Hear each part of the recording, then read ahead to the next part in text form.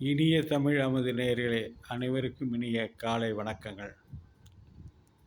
முந்தைய தினம் நாம் பார்த்தோம், அதாவது கர்வம் வேண்டா என்ற ஒரு தலைப்பிலே பாகவத கதையை பார்த்தோம். இன்றைக்கு இரண்டாவது கதை.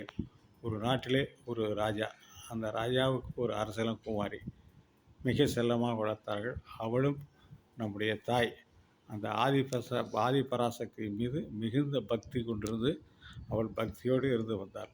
அப்பொழுது அந்த ராஜா அந்த இளங்குமரியை அழைத்து கொண்டு நேராக வானகத்திற்கு ஒரு டூரிஸ்ட் போல சென்றார்கள். அந்த சென்ற இடத்திலே ஒரு புற்று மாதிரி இருந்தது. அந்த புற்றை பார்த்தவுடன் அந்த பொண்ணுக்கு கையிலே 2 குச்சியை எடுத்து குத்தியது. அது உள்ளே இருந்த முனிவருடைய கண்களை குத்தி உள்ளே இருந்து ரத்தம் வர ஆரம்பித்தது.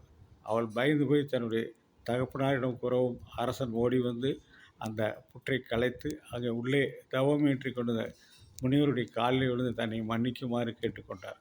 அந்த முனிவர் சொன்னார், இதுக்கு பரிகாரம், ஒரே பரிகாரம், உனது பெண்ணை எனக்கு திருமணம் செய்து விடு என்று சொன்னார். உடனே அதிர்ச்சிக்கு உள்ளானான் மன்னன். ஆனால் அந்த பெண் அவருடைய இளவரசி, அப்பா நீ பயப்பட வேண்டாம், நான் அவரோடு நன்று வாழ்வேன், எனக்கு அவரோடு திருமணம் செய்து வையுங்கள் என்று சொன்னார். சரி என்று சொல்லி அரசனும் திருமணம் செய்து வைத்தான். செய்து வைத்த சமயத்திலே ஆற்றிலே சென்று நீராடி கொண்டிருக்கும் அங்கே வந்த தேவர்கள், அஸ்வினி தேவர்கள் இவருடைய அழகை பார்த்ததும் மிகவும் அவர்கள் மயக்கம் கொண்டார்கள். அவர் உடனே எங்களை திருமணம் செய்து கொள்கிறாய் என்று அவரிடம் கேட்டார்கள். அவர் சொன்னார், அபச்சாரம் அபச்சாரம், நான் ஒரு முனிவர் பத்தினி, என்னை திருமணம் செய்து கேட்டுக்கொண்டால் அது உங்களுக்கு பாதகமாக முடியும் என்று சொன்னார்.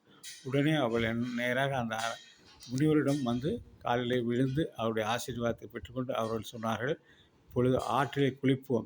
ஆற்றிலே குளித்து விழும்பொழுது அந்த அரசலங்குமரி முனிவர் யார், நாங்கள் யார் என்று கண்டுபிடிக்க முடியுமா பார்ப்போம் என்று ஒரு டெஸ்ட் வைத்தார்கள். அதே மாதிரி முனிவரும் என்னுடைய மனைவி மீது எனக்கு நம்பிக்கை இருக்கிறது என்று சொல்லி அவரும் ஆற்றிலே குளித்தார். அந்த அஸ்வினி தேவர்களும் குளித்தார்கள். ஆனால் நடுவத்திலே நலவென்பால் வருவது போல அவள் பார்த்துவிட்டு அவள் கண்ணிமைத்தலால் அடிகள் காசினியில் தூய்தால் வண்ண மலர் மாலை வாடுதலால் நலன் தன்னை அங்கு அறிந்தார் என்ற தமயந்தி குறிப்பிட்டது போல அவளும் அந்த மன்னனானவன் அந்த மற்றவர்களை விட அந்த முனிவனுக்கு இருக்கின்ற வேறுபாடு என்ன என்பதை அவள் கண்டுபிடித்தாள். ஏனென்றால் கால்கள் கீழே தூய்கின்றன, கண்கள் இமைகள் இமைக்கின்றன, இவற்றையெல்லாம் போற்றுகிற மலர் மாலை வாடுகின்றது. எனவே வைத்து தன்னுடைய கணவன் நம் முனிவன் யார் என்று கண்டுபிடித்தார். உடனடியாக அந்த முனிவர்கள் சொன்னார்கள், உங்களுடைய அறிவை மெச்சினோம், உங்களுக்கு நான் இப்போ இந்த ஆற்றிலே மறுபடியும் குளித்து எழுந்தால் அந்த முனிவரும் சரி நீங்களும் மறுபடியும் நீங்கள் இளையவர்கள் ஆகிவிடுவீர்கள் என்றார். உடனடியாக அந்த அந்த முனிவரானவன் இருவரும் தன்னுடைய மனைவியோடு குளித்தான். குளித்து எழுந்து பார்த்தால் இருவரும் இளமையோடு இருந்தார்கள்.